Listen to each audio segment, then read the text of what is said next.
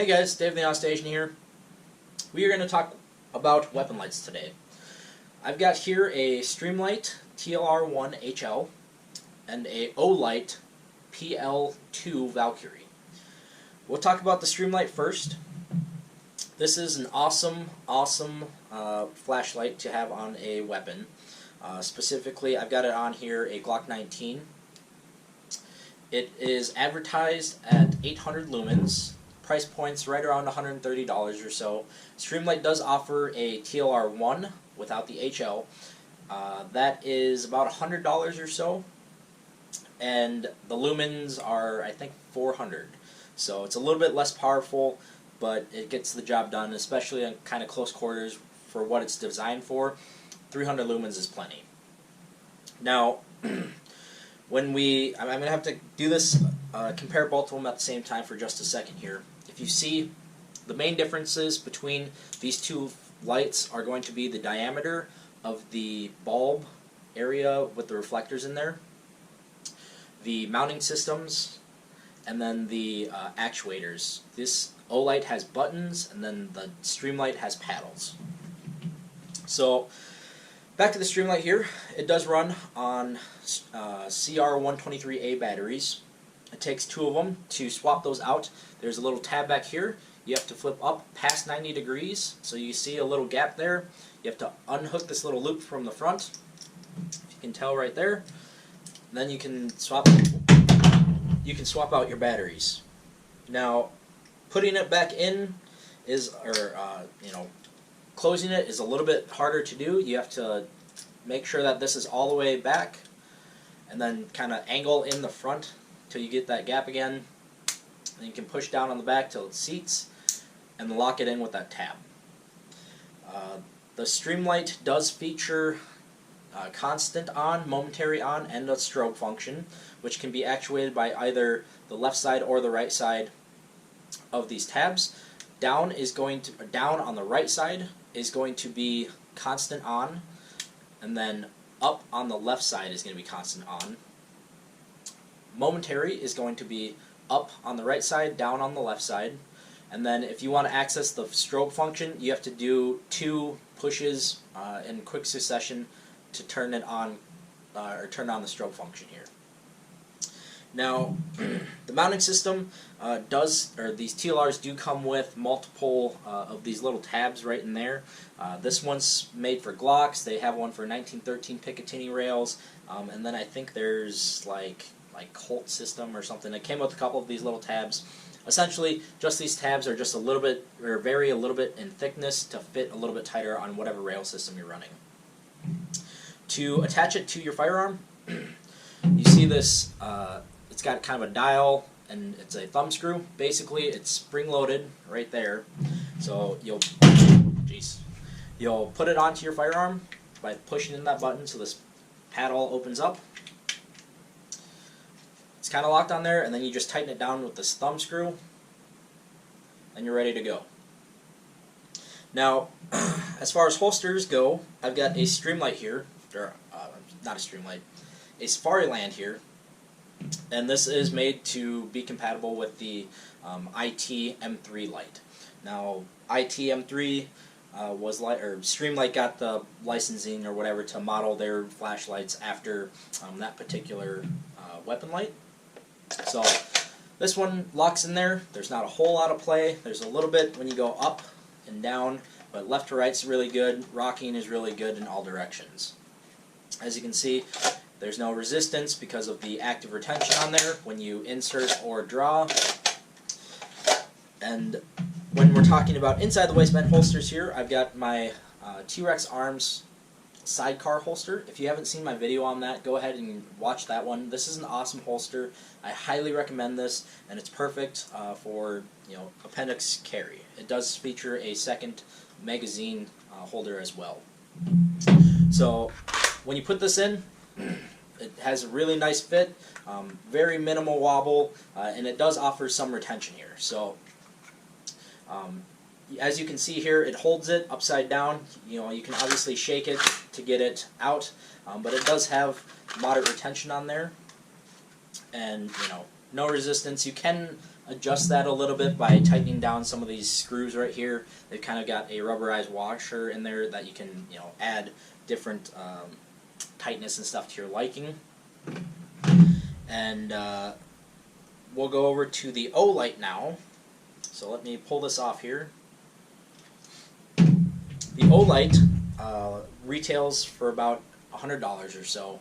And it's available on their website. I've pretty much just seen these on ads before YouTube videos and stuff, where people are getting sponsored by Olight and stuff. But so far so good. I haven't had a whole lot of rounds through this one. But same thing we'll talk about. This output is 1,000 lumens, or advertised is 1,000 lumens. We talked about how the kind of reflector is a little bit smaller. The mounting system has just kind of a quick connect paddle on there. Super fast and easy to put onto a firearm. And then the actuators are buttons, as you can see on left and right side. To get to constant, you push once. To get to strobe, you have to push both of these tabs at the same time. And then it does have a momentary feature that's a little bit difficult to kind of get down.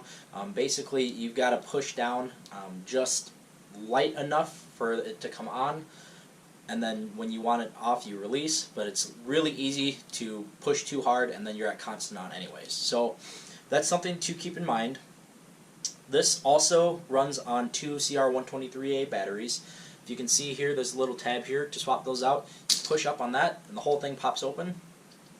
You can swap out your batteries, and then you just push it. You gotta leave this tab open, push it down, and lock it back in. So battery swapping is not a problem. Let's see, I forgot the actual run time. I believe on the Streamlight you get about 3 hours of constant on, and on two CR123A batteries, and I believe it's a little bit more efficient on the Olight. I think it's 4 or 5 hours. I don't remember exactly, but all that information is available on your or on their website. So as far as this goes, I really don't like that to activate the strobe function. You have to hit both at the same time, because really you have to break your grip when you're presenting your firearm to turn on the strobe, and then go back. As far as the TLR goes, you can, you know, actuate it with your thumb when you're presenting with a good grip on your firearm. But the button is nice. One less thing to kind of get, I guess, caught up when you're drawing your holster and all that. But it is compatible with light bearing holsters. There is some problems with that though. So this one has a lot more play in the Safari land. It does lock and insert without any problem. Nothing's getting caught up or anything like that. But for me, it is a little bit annoying to have that much wobble. Now when we get to the sidearm holster here, obviously it's going to fit in there nice and okay, but there is a whole lot of wobble. It's not nearly as tight as with the Streamlight, and then there's also no retention at all. I have played around a little bit with that light in this specific holster, playing with the retention and stuff. It doesn't really get much tighter than, you know, or it doesn't really get much tighter. So I don't think I would say it's compatible with this. Obviously it's going to hold it there, but any sort of balancing, if you're running or whatever, your gun could fall out.